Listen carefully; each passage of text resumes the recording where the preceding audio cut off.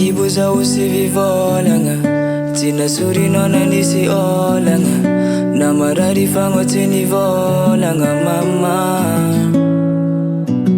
Niady mafy anao vao naabe zaho, nampianatragna andady vao gnandeha koa, fitiavagnao tsy miala agnaty foko. Androany izy ny mba ho ataoko ankira, isorako anao zay vitanao jiaby, tantary betsaka ho souvenir, tsy voafafana de firy taogna lasy. Androany izy ny mba ho ataoko ankira, isorako anao zay vitanao jiaby, tantary betsaka ho souvenir, tsy voafafana de firy taogna lasa. Misaotra za mama, tarapazavagna,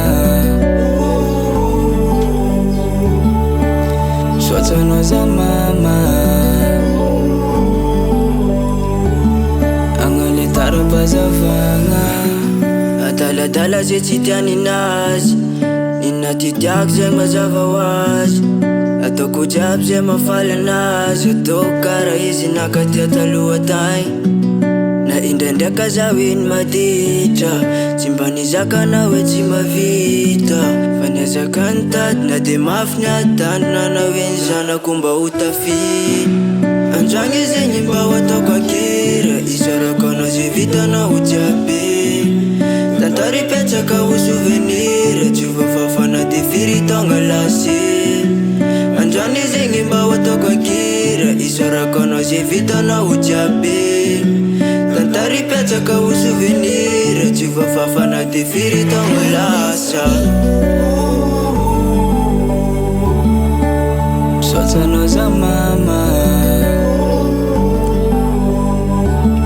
agnale tarapazavagna, misaotra za mama, agnale tarapazavagna,